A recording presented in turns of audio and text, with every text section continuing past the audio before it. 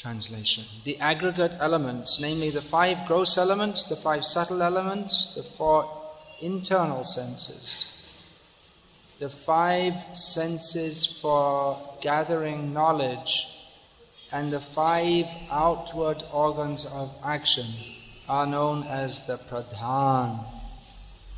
Purport.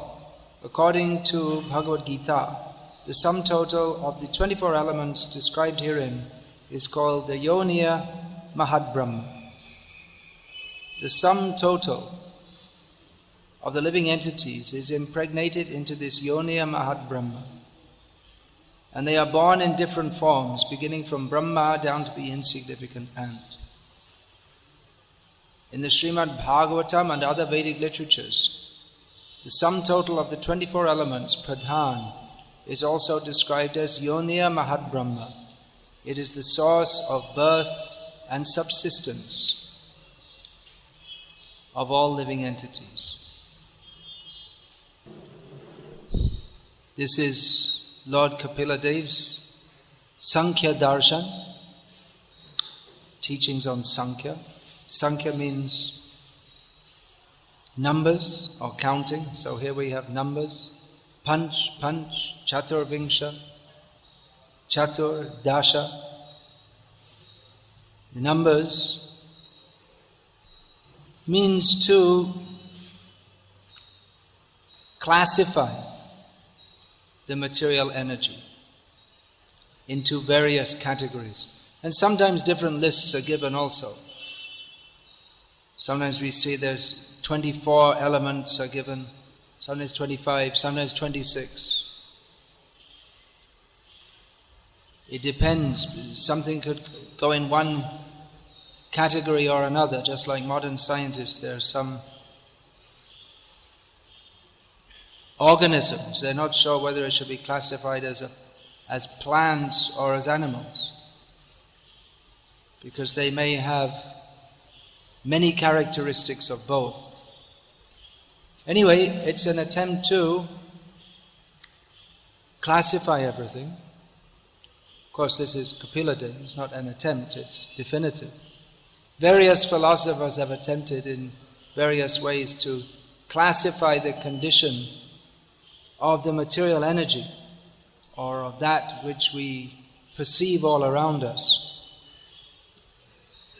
And they come to various conclusions about how this world is existing, why it is existing, what is our relationship to this world, and how it will continue.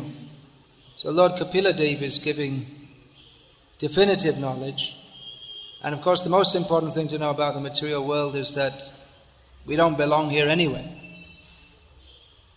What is the difference between... In Bhagavad Gita, Lord Krishna establishes that there are 8 basic elements. Bhumirapannalo vayu kangmano buddhirevacha ahankara itiyang me bhina prakriti rashada, which is Krishna's bhina prakriti. So 8 elements, they are 8 categories within one. 1A, 1B, 1C, 1D, like this. And then aparayametastranyang prakriting vidhi me param. But there's another substance or another shakti, another prakriti, another nature which is different to the material energy. That is the spiritual energy. Jiva bhuta, made up of the jivas. Jiva bhutang mahabaho yayedam daryate jagat, who the jivas form the sustenance for this material world. The material world, there's no need for the elements to exist.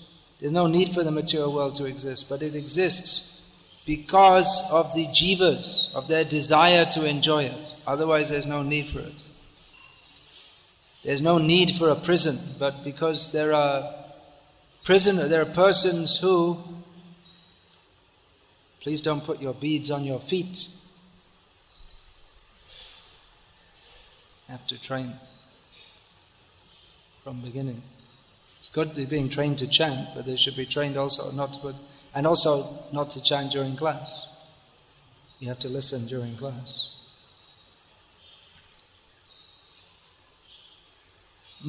There's no need for a prison, but there becomes an artificial need, because there are persons who don't live according to the rules of the state.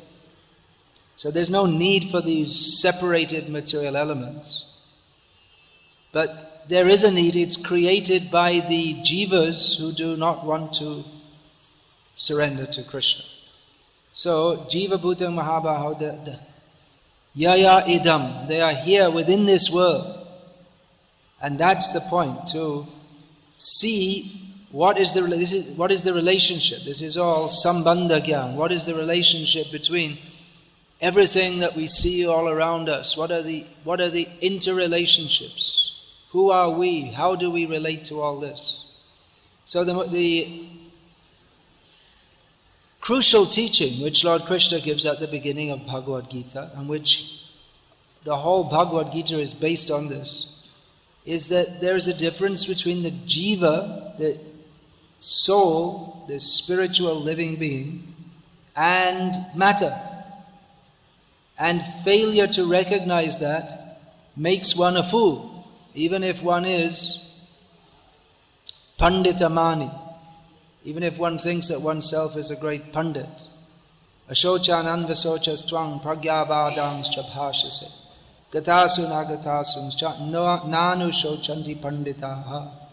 Krishna told Arjuna, you're speaking as if you're very learned, but an actually learned person does not lament for the body, knowing that avinashi, it is avinashi, is not destroyable. So why should you lament for something that's not been destroyed? It's absurd. If I say that, well, I'm so sorry that Bhanudev got blasted away in the bomb blast. Well, he's sitting here.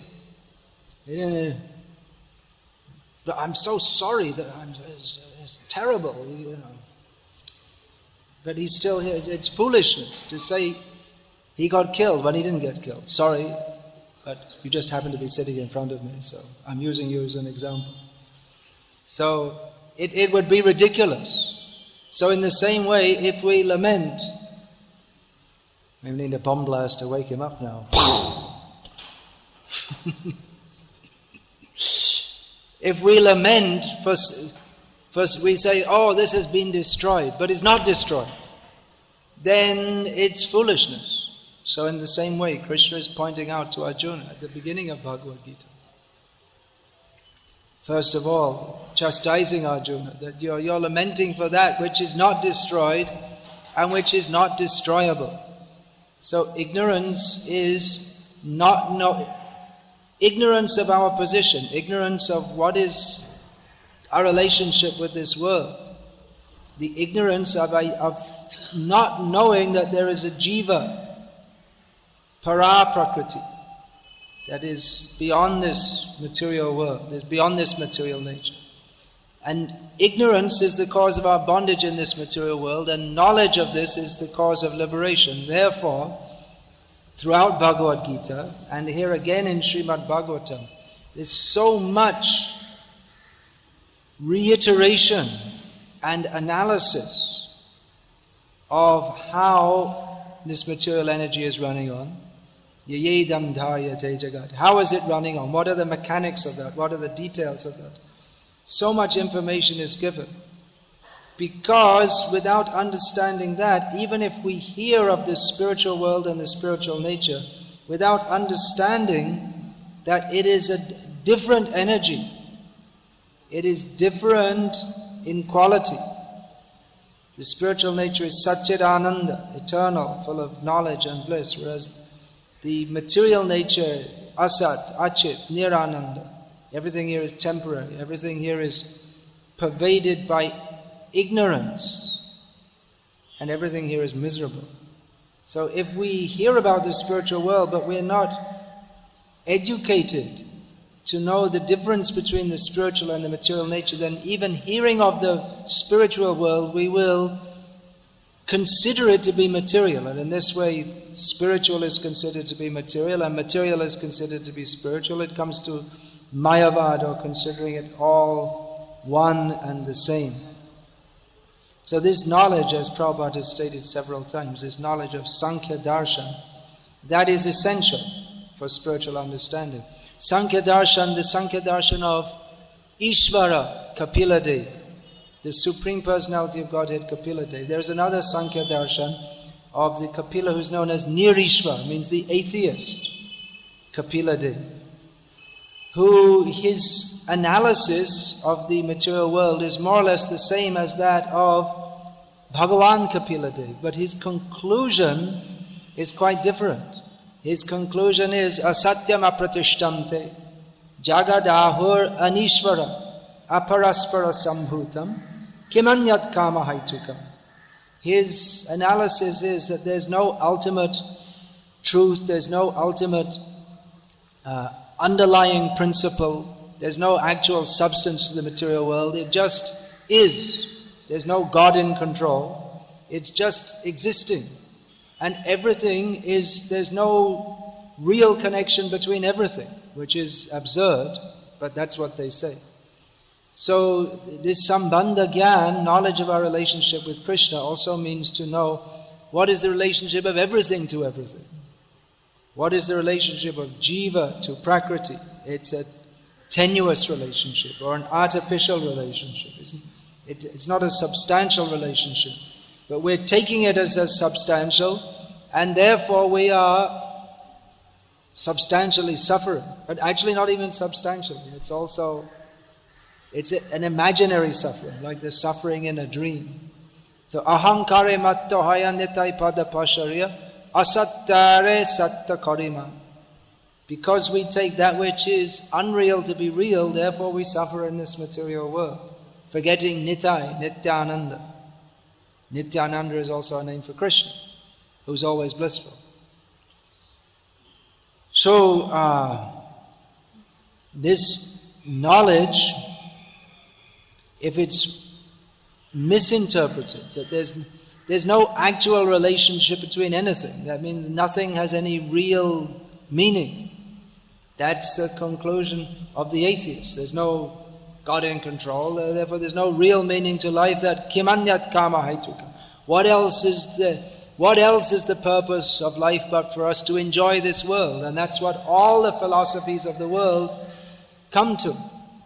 All philosophies except Bhagavat philosophy come to the conclusion, either stated explicitly or it's implied, that everything is meant for our enjoyment. And even the so-called theistic philosophies of the world that do not have clear knowledge of who is Bhagavan and what is our relationship with him, then they take Bhagavan to be some kind of material enjoyer who assists us in our material enjoyment. And going to the spiritual world or going to heaven means that we all enjoy ourselves in the spiritual world, in heaven. And God, his job is to provide facilities, because he's our Father. And the Father, we don't have any other concept, but he's someone who provides facilities for our enjoyment. So this self-centered view, I am the enjoyer, and yes, I believe in God, and God is very good because he provides me all sense enjoyment. And if he doesn't, then I'll stop believing in him just to punish him. I'll become an atheist. I'll show you, God, you don't give me what I want, I'll stop believing in you, and then you will cease to exist. So practically they arrogate to themselves the position of God, that God's existence is dependent on our belief in him or not. Just like people ask, do you believe in God? As if God's existence depends on our believing or not believing. We will take a vote, and if 51% of the people say that we don't believe in God, then God is dead. And then maybe later on, if 51% say he does exist, then he's resurrected. These strange ideas they have.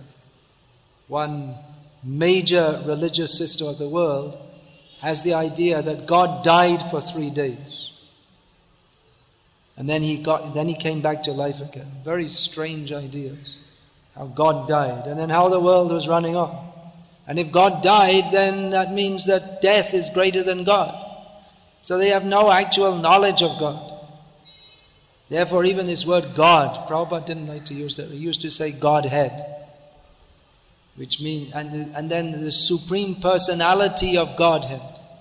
Godhead means, this term is used here in this verse, Brahma, the supreme absolute reality, the truth. He is defined in Bhagavatam. Jammadhyasa yaton vyaditaratas chachesh svavignya swarat tene brahma hridaya adikaviye muhyanti yat suryaha tejo vari mridang yatha vinamayo yatra trisago misha dhamna svena sadani rasta kuhakam satyang parang dhimahi. This one verse clarifies the position of this supreme reality in a way that you won't find. You bring all the religions of the world and all their speculations put together. They don't even the first few words, Janmadi Asya Yataha, 4 words. That in itself is more knowledge than all the so-called religious books of the world. And even of the rest of the Vedas for that matter. It summarizes the Vedic statement.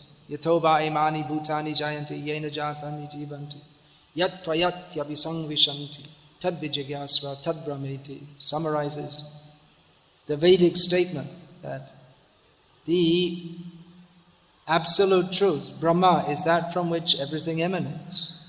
That in which everything exists, that by which everything is destroyed. That is the proper subject of inquiry. Atato Brahma Jignasa. This Janmadhyasya Yataha is the reply to. Now we should inquire into Brahman, the absolute truth. So the answer is given. Janmadhyasya Yataha. That is the proper subject of inquiry. That is Brahma. So that is Brahma. That is an initial understanding of Brahma. God in relationship to this material world. This is practically the whole Vedic literature up to until we come to the point of Krishna's Vrindavan Leela. It's all working on the principle of Chandra Shaka Nyaya, or indicating a distant object by, first of all, indicating something which is nearer and understood. The mother in the courtyard, of course this example doesn't fit very well in the modern age where people don't have courtyards. They live in apartment buildings and they have neon lights, so even the moon is there in the sky. You can't see it very well because of all the neon lights. But anyway, this example is there that in the courtyard, everyone used to have a courtyard in the days when people were less advanced and backward. People used to have space to live in, and a nice courtyard. So in the courtyard there are trees, so between the branches of the tree, the mother points out to her child, you see, this is the branch, and in between the branch there's that big light, round, that's the moon.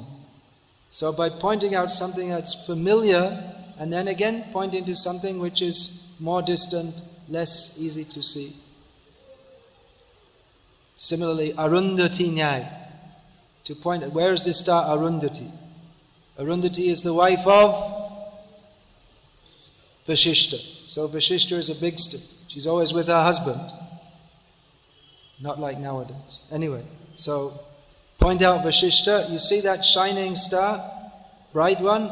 You see that little one next to it? That's Arundhati. So show something easy to see, then something less easy to see.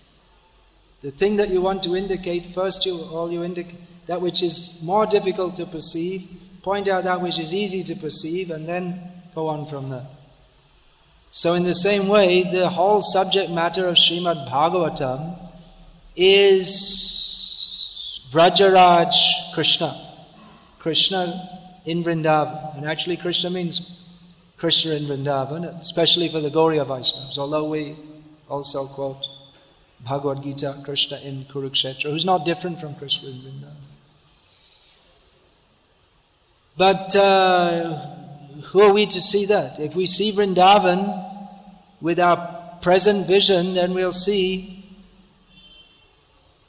if we go to Vrindavan nowadays, we'll see pigs in the roads and smelly drains and greedy shopkeepers, and nowadays there are traffic jams. There was no traffic. There were no real proper roads when we first went there. What to speak of traffic? So that's what we see. But seeing Vrindavan means Bishoy Charya Kobe Shuddha Habe Man Tobe Amaherabo Sri Vrindavan. When we become free from the desire for sense gratification, our mind becomes purified, then we can see Vrindavan. But what are we seeing now? We're seeing Panchabi, Panchabhir, Brahma. We're seeing this material energy. So it's very difficult for us to even conceive of the spiritual energy. And if we hear of Krishna's Vrindavan pastimes, then we'll tend to put mundane, we will tend to impose our mundane conceptions on it. Just like some historian of Gauriya Vaishnavism saying that Nityananda Prabhu preached to the Suvarna Vaniks community, the gold merchant community, because he needed money for spreading his mission. So he preached to them. As if that was Nityananda Prabhu, who is the master of all money and of everything else, as if he was needing to beg some money. So in the same way, people, they put their materialistic concepts, even if they hear about Bhagavan. This is the Padma Niti. When Padma, the wife of Kamsa, after Kamsa was killed, she was living with Ugrasena. So Krishna was living with them in Dwarka, and she was thinking, oh, these Vrajavasis, how they mistreated Krishna. They're sending him out to look after cows and didn't even give him any shoes to wear. And then still they're asking him to come back. So she was thinking that you should make a calculation of the work Krishna did against all the butter he stole and all this. And if you make a calculation, you'll see that the amount he took is the more than the labor he gave. So if you show this, that it's not a very good economical proposition that they take back Krishna, then they'll give up the desire to take him back. They only want to take him back so they need someone to look after their cows. So this is the materialistic calculation. She cannot imagine how, because her heart is devoid of love of Krishna, she cannot imagine how the Vrajvasis, they want to bring Krishna because they love him. She can only think in terms of calculation. What is good for my self-interest? So she thinks that everyone else thinks like that. So with this calculating tendency, if we try to understand Krishna, then that attempt to understand Krishna will be Maya. Mapiyate anaya iti Maya. Maya means to try to measure. We even try to measure Krishna, who is by definition immeasurable. Duryodhana thought, now we shall capture Krishna. It's a great opportunity. This fool Krishna, he was thinking, is coming without any army as our messenger, so we shall capture him. And then the Pandavas, they'll lose all spirit, because the Krishna is more dear to them than their lives. So if we capture Krishna, then the Pandavas will just, out of disappointment, they'll just flop. And then we won't have to fight. Very easily we shall, even without fighting, we shall retain the kingdom. So then they came to capture Krishna, and Krishna manifested himself in thousands of forms. So, which one you want to capture? You capture one and I'm still in so many forms. You cannot capture. You can't capture one form But anyway, he can manifest in thousands of forms. So you cannot capture Krishna. Duryodhana's attempt to capture Krishna failed. Mother Yashoda, she was no Kshatriya, but she captured Krishna by pranaya rasa, by the ropes of love. So this is all glorified. So many prayers are there glorifying the devotees, how they capture Krishna, who the yogis they cannot even conceive of, who the karmis they're a long way away from, who the great warriors they're all defeated by him. Jarasandha bringing big, huge armies to attack Mathura, and Krishna blowing his conch comes out one chariot and finishes them all off. And then again he comes and Krishna again finishes them all off. And then again. So Krishna is so great. Within his belly are all the universes, and that belly is tied up by Mother Yashoda, cowherd woman. So there's understanding the Krishna's position in relationship to the material world. And one thing is to realize how great he is, and even when one is developing love for Krishna, if one can understand how great he is, then we will understand how great is bhakti to him. Because bhakti, Krishna is more interested in the bhakti, in the love of his devotees, than in being the greatest. He's not much interested in, I'm so great. Yeah, okay, all right, I'm great. But he's more interested in the love of his devotees. Just like Lord Brahma was praying to Krishna, you are the supreme, you are the source of everything. After he had stolen his cows and cowherd boys, he was praying in apology to Krishna. Krishna's thinking, I wish he'd hurry up and finish these prayers. I want to go back to playing with my friends. They're all waiting for me. So,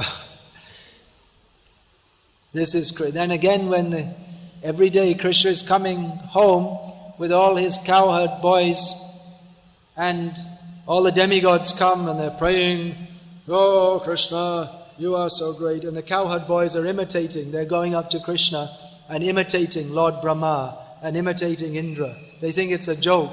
All these funny people, funny guy with 4 heads and someone else with all these eyes, and they're coming up, oh Krishna, and in the meantime they're all jumping on his back and playing with him.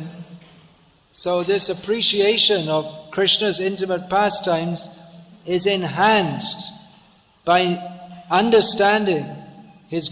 Understanding means not possible to understand, but at least having some insight into his greatness. And we see it as great because we judge like that. We think someone who's very powerful is very great. So many people are coming here to this temple, but if the Prime Minister comes, then we give, oh, he's a very powerful person, or big business magnate as they're called in India, or magnate in the English-speaking world.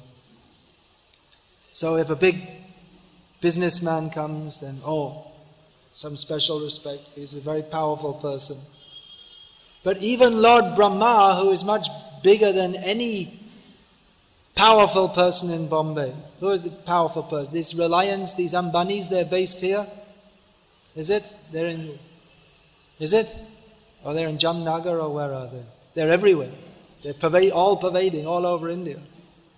Or Hindujas are here sometimes. They're mostly in London. Bal Thackeray is very powerful here. Is he in power now, or Pawar's in power? Anyway, these are all powerful people. And we're not going to say anything against them. But they're nothing compared to Lord Brahma. Their power is just a tiny, tiny, tiny little bit of power compared to that of Lord Brahma. But even Lord Brahma, his power is very, very, very, very, very, very, very, very, very, very, very, very, very, very tiny compared to Krishna's. So this is the point. All this description. Sometimes we might think it's very boring to hear about all this pradhan and aggregate of elements and all this. If someone was a scientist, maybe if they specialized in this line, maybe they could give us a more intricate description of this. What does all this mean? I must admit, I don't know all these details, how it all fits together.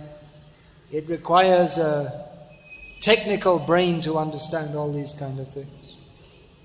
But the point to be understood from it all is that Krishna is the Supreme Personality of Godhead. There's 5 of this and 5 of that and 10 of that and 4 of this and 24 of that. And it's, 5 plus 5 plus 4 plus 10 plus 24 equals, who can say? 1, Krishna. That's the answer.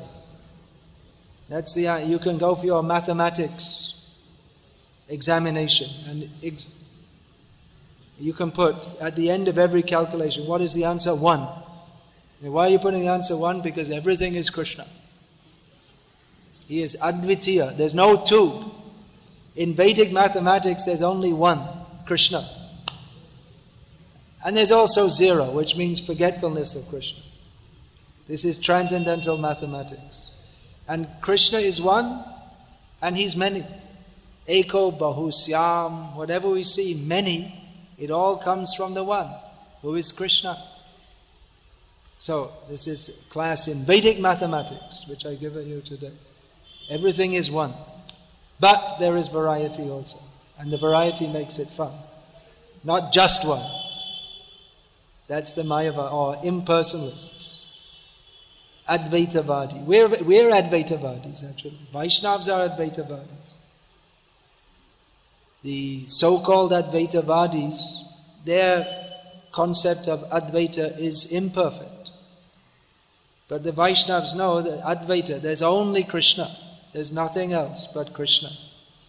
But that is also Vishishta Advaita. He has his Vaishishta. He has his speciality. He has his opulences also. They're included within the one. It's not separate from the one. Not exclusive oneness. Which is, their philosophy is foolishness from the beginning. Because even to speak of Advaita means that you are speaking and there's something else. If you say there's only oneness without any variegatedness, then there's no one to conceive of that. And so they say that actually the Advaitavadi is ultimately Shunyavadi. Because although he says that it's one, but every oneness, every vastu, every phenomenon requires qualities to define it. Without qualities it cannot be defined. So actually there's Shunyavadi. If they say there's no qualities, then it comes to Shunya, which is nothing. But again, if there's someone describing the Shunya, that means that there is something separate from the Shunya. So their philosophy is useless from the very beginning.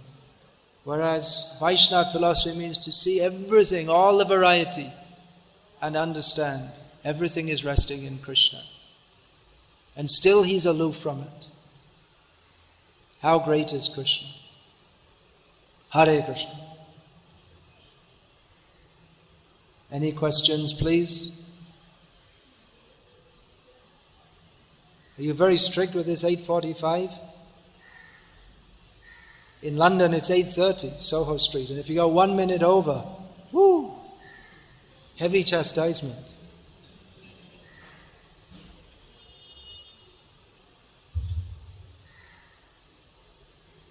Anyone has any questions? Our scientist is going to give us some clarification.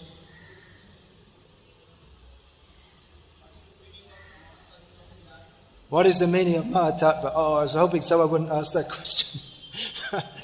No, it has different meanings. Ultimate meaning of Mahatattva is Krishna. Huh? Virat? Kya bolte? Mahatattva Virat Buddhi. Virat Buddhi. Where does this come?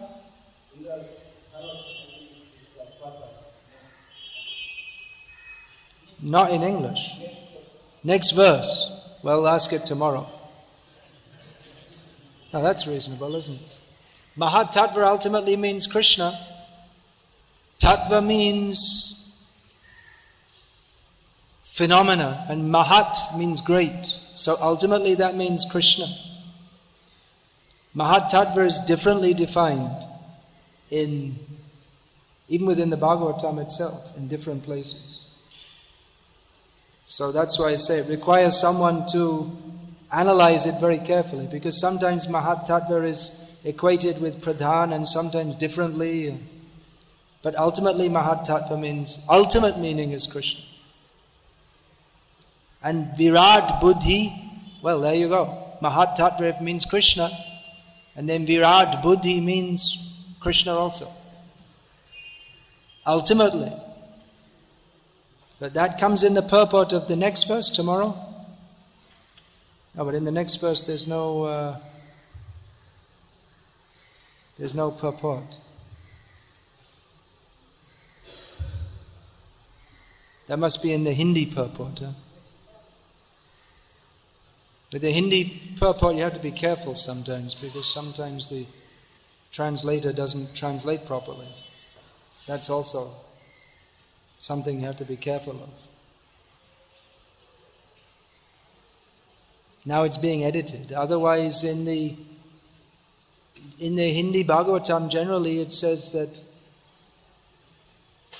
when Prabhupada writes the Supreme Lord is the supreme living entity. So he writes Param Jeev, which is not incorrect, but the general meaning of Jiva shouldn't be used for Vishnu.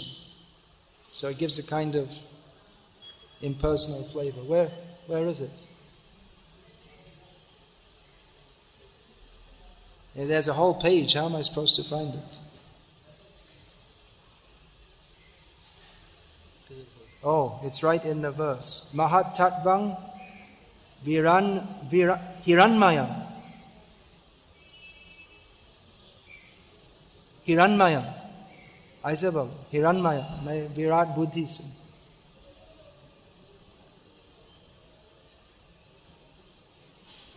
Well, that's described, isn't it? In the whole